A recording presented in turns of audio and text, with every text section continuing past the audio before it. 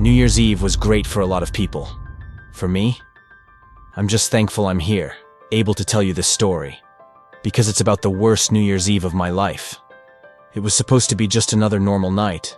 Some friends, a small party, that kind of thing. But I ended up in a place that, I swear to you, doesn't show up on any map. Not even on Google Street View. The street looked normal, but there was something in the air. Heavy. Like it was holding me down, wrapping around my chest. There were people there. Yeah. But they didn't seem fully whole. Like something was broken in them. Office. My phone just stopped working. No signal. No data. And time. I don't know, it just stopped making sense. The route I thought I knew turned into a maze that went nowhere. I don't even know how long I was stuck there. Hours? Days? All I know is, when I got out, I wasn't the same. And even now, I feel like that street followed me back. Have you ever tried to find a place on Google Street View, and it's just not there? Imagine going through your normal routine, then suddenly realizing the path. You know, like the back of your hand is gone. But what if that place isn't just missing from maps? What if it's something way worse? I'm gonna tell you everything that happened to me that night.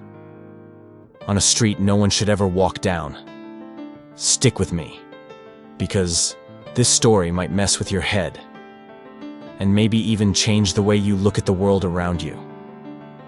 Just a few weeks ago, I thought I knew Chicago like the back of my hand. It was New Year's Eve. I'd spent the night at my friends Jake and Sarah's place in Wicker Park. A small, cozy party. Family. A few neighbors. Nothing wild. I felt a bit out of place, though. Not because of how they treated me. They were great. But just that feeling, you know? When everyone else has childhood stories, shared memories, inside jokes, and you're just the friend. Around 1 a.m., after the fireworks and the Happy New Year hugs, I decided to head home. Sarah tried to convince me to crash on the couch, but I wanted to wake up in my own bed on the first day of the year. You know how it is. The Chicago cold that night was brutal. The kind that slices through your skin, makes your eyes water, makes it hard to even move. I rushed over to the bus stop on North Avenue to catch the 73 to Armitage. I know that line by heart, taken it hundreds of times commuting to work. When the bus pulled up, it was almost empty, like it usually is at that hour. The driver was this older bald guy who gave me a little nod. I paid the fare and headed straight to the back, near the window. As the bus rolled forward, I just stared outside. The streets were still glowing with holiday lights, houses all decorated, tree branches swaying in the wind. It all looked normal, but I had that weird gut feeling. Like a chill that wasn't just from the cold. The street we turned onto looked familiar, but something was off. The streetlights flickered. The silence of the night felt heavier than it should have been. I glanced at my phone to send a quick text, and the screen went black. No service. Nothing. Thought it was just a glitch. Tried again. Still nothing. Then I noticed the bus wasn't following its usual route. It took a turn onto a street I'd never seen before. A street that doesn't show up on Google Maps. Or Street View. My heart started racing. I wanted to say something, ask someone what was going on, but no words came out. Just the sound of the engine, that weird, heavy silence, and the growing feeling that something was seriously wrong. The bus had turned onto a street that, honestly, shouldn't exist. The sidewalk was narrow, uneven, and the houses looked older. Windows dark, doors shut. No New Year decorations, no signs of life. Just darkness and silence. A silence so thick it made you want to swallow your own breath. I looked at the other passengers. There were a few, but none of them seemed right. A man up front in a torn old jacket just sat there, not moving his head or hands, staring off into nothing. A woman near me was holding a small box, maybe a gift, but she wasn't looking at me or the window. Her eyes looked distant, like she was seeing something I couldn't. I tried to talk to the driver, ask what was going on, but he didn't say a word, just glanced back at me through the mirror. Cold, distant, like I wasn't really there. I grabbed my phone again, hoping for a signal. Still nothing. No Wi-Fi, no bars, and now even the GPS had vanished from the screen. That's when the feeling of being trapped really hit me. I pulled the cord to request a stop. Nothing. Pulled it again. Still nothing. The bus kept going. The cold was no longer just outside. It was under my skin, sinking in, like the kind that chills you from the inside out. Everything around me started to feel warped. The streets got narrower. The lights flickered like they were about to die. And time felt like it was frozen, or maybe running backward. I couldn't tell anymore. And that's when I knew, deep down, I wasn't getting out of there anytime soon. I stayed there, sitting still, staring out at that street that looked more like a prison than a neighborhood. With each block, the houses got darker, and the shadows stretched out across the pavement like they were trying to swallow me. It wasn't just the cold that made me shake. It was something deeper. Something that felt like it was pressing down on my chest and clouding my thoughts. I tried looking out the window again, but nothing made sense. The trees weren't moving at all. The streetlights blinked randomly, and the sky... God, the sky was wrong. Gray. No stars. No moon. Just empty. I glanced back at the passengers, still frozen, still staring into space. But then I started to feel like they were watching me. Not obviously, not turning their heads, but the air felt different. Like I wasn't supposed to be there. Like I didn't belong. I stood up slowly, walked toward the driver to say something, anything, but his booth was sealed shut. I couldn't talk to him. I couldn't even see his face clearly. Just a brief glimpse. A blank, expressionless look. Like I was already part of the bus. Just another body riding forever. That's when the panic kicked in. My mind was racing, trying to come up with something. Anything. But there was no answer. No cell signal. No working stop cord. No exit. The street just kept going, turning in on itself, looping, like a maze that had no center. Every corner I thought I recognized just disappeared the second I looked again. And that's when I started feeling it. A pressure in my chest. A knot that kept tightening. My head was spinning. I could barely breathe. At that moment, the bus passed by a house with all its lights off. And through the window, in the shadows, I swear, I saw something move. Something that shouldn't have been there. It wasn't just a shadow. It was something strange. Something wrong. My whole body froze. I stared at that window for what felt like forever. Whatever was in there moved. But not in any normal way. It looked like it was breathing or maybe trying to push its way out. I swear it looked alive. But it wasn't something that should be. I tried to turn away, to tell myself it was just my mind playing tricks, when suddenly the bus let out a loud, sharp thud, almost throwing everyone off their seats. The driver hit the brakes hard, and the whole vehicle shuddered. The interior lights started flickering like crazy, and then a loud creak shattered the silence. The front doors flew open on their own, like something invisible had yanked them.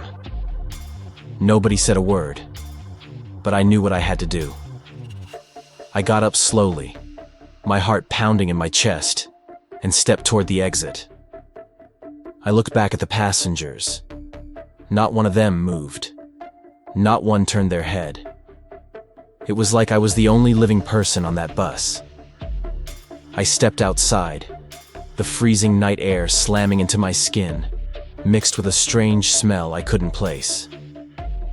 The street I was on was narrow, walled in by old brick buildings with fading graffiti that felt more like warnings than art. I turned to look at the bus. Its doors closed behind me, slowly, silently. And then it drove off, disappearing into the dark, into a part of the city I didn't recognize. I was alone. And in that moment, I knew. There was no going back. I just stood there, right in the middle of that strange street, breathing hard. The bus was gone, and there was no one around. No traffic, no footsteps. Just the wind scraping along the brick walls. I looked around, hoping to recognize something. Anything. But everything looked the same. Just rows of decaying buildings, broken windows, locked doors. No lights. No people. I tried calling someone. My phone was still dead. No signal. No data. Nothing. It was like I had fallen into a place completely cut off from everything. The street felt alive in the worst possible way. Like it was watching me. Every step I took made the silence heavier, and the fear started tightening around my chest again. Then I heard it. A sharp noise at the far end of the street. Like footsteps. Slow. Deliberate. Like someone, or something, was walking, but trying not to be heard. I spun around, expecting to see someone, but there was nothing. Just more shadows. I wanted to run, but my legs wouldn't move. It was like my feet were glued to the pavement. The air thickened, like it was being sucked out of my lungs. And I got this feeling. Something was coming. I couldn't see it yet, but I knew it was there. Suddenly, I heard a door creak open, somewhere nearby. Just a tiny sound, but in that stillness, it felt like a scream. I froze, heart slamming in my chest. I didn't know what to do. Go toward it? Run? But every instinct in me was screaming to get out of there. I was still standing there, completely on edge, trying to make sense of where the hell I was, when I heard a voice. Low, almost a whisper, coming from the far end of the street. Hey, you shouldn't be here. It's not safe out there. The voice sounded like a woman's. Soft, maybe even weak, but full of urgency. My body froze. Fear clenched tighter in my chest, but something in me pulled me toward it. I started walking, slowly, trying to see through the darkness. "Who's there?" I called out. "Please, say something." The voice came again, this time clearer. They can get you." My stomach dropped. I almost ran. But where? Back to the bus? No chance. Out of the street? I didn't even know how I got in. I had no idea who they were, but just the way she said it told me it was real.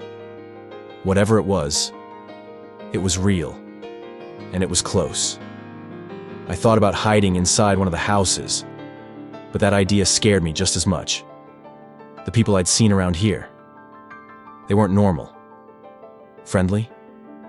Maybe. But there was something off about them. Something that set off every alarm in my body. I was stuck between two awful options. Stay out here, where they could find me. Or go in there, where no one really felt human. And deep down, I already knew. Sooner or later, the truth was going to show itself. And I wasn't ready for it. The second the voice stopped, my chest tightened like never before. I still didn't know who or what they were. But I knew I couldn't just stand there.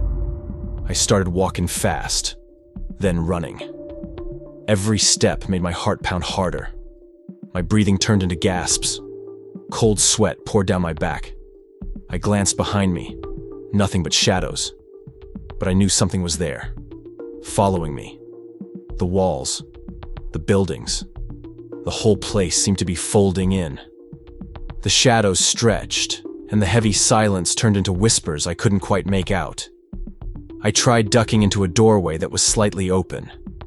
Inside, the light was dim, and there were people, or what looked like people, sitting in the dark, just staring at me.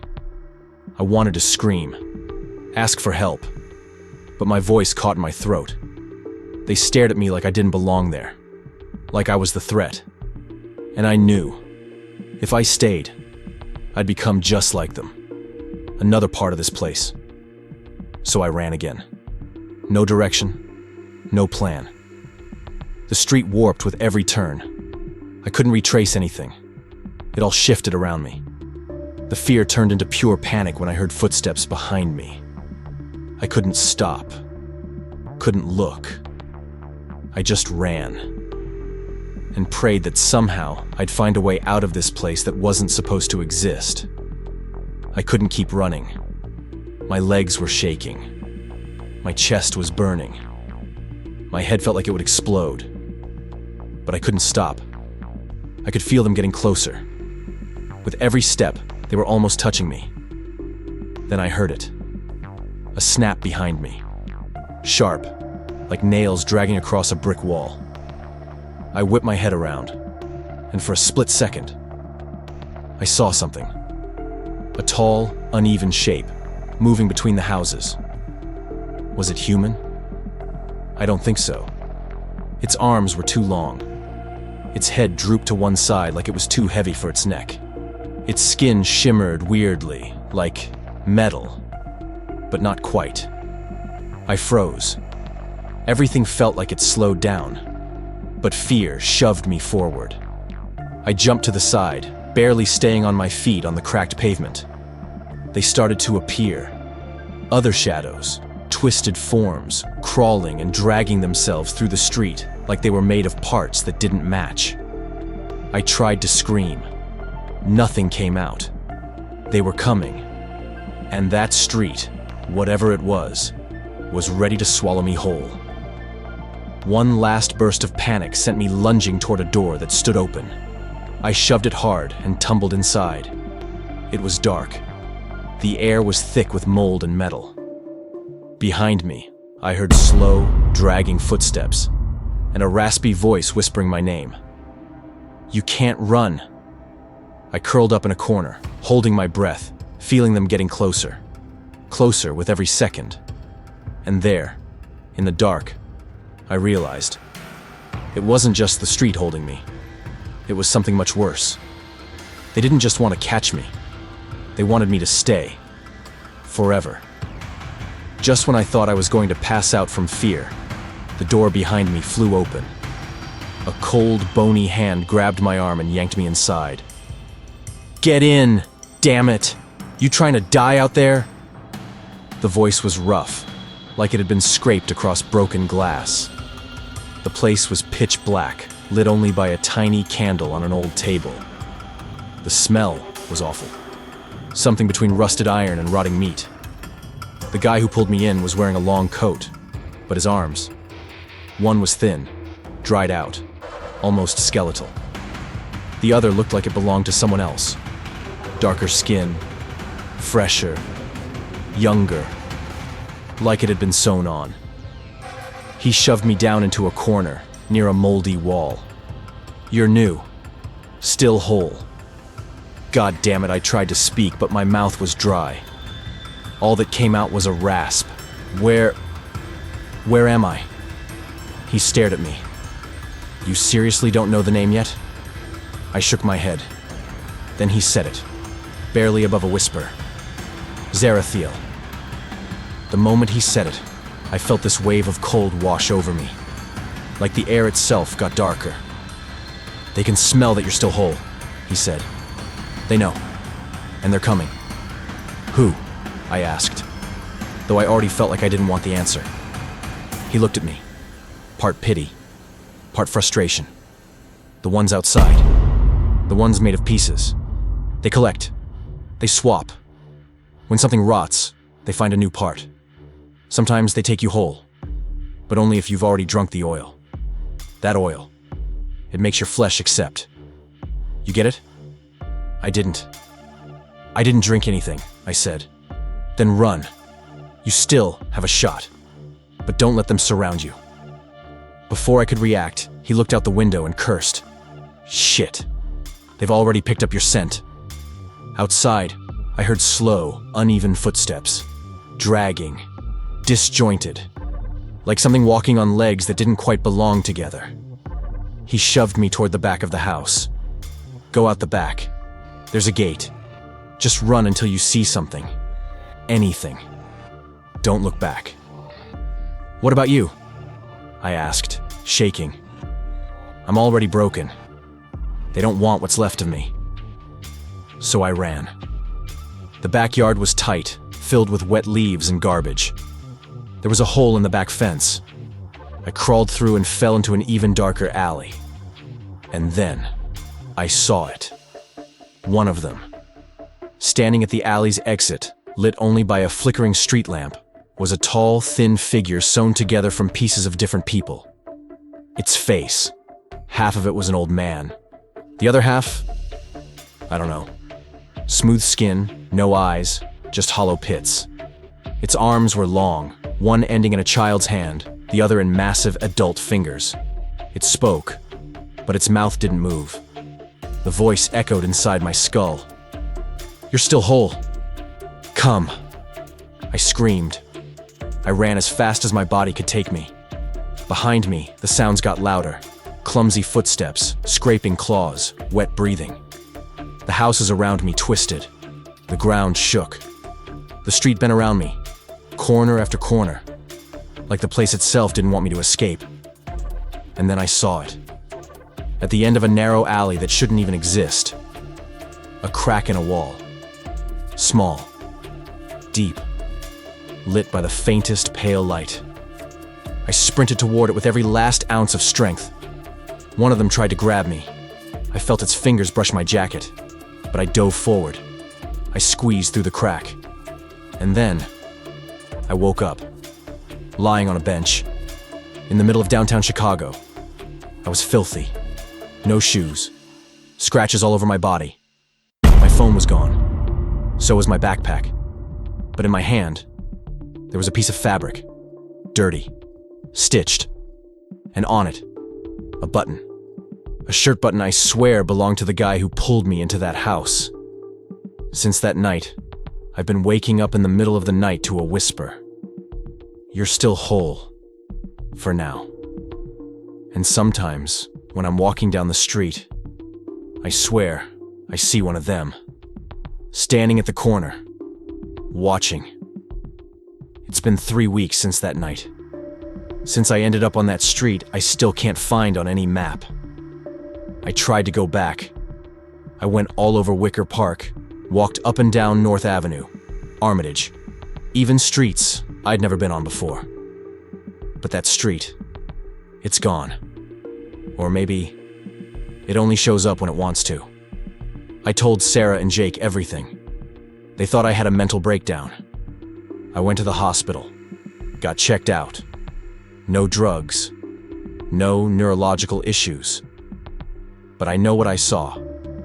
And ever since that night, strange things have started happening. My phone's GPS sometimes shows me standing in places I've never been. Google Maps has told me to turn down streets that don't exist.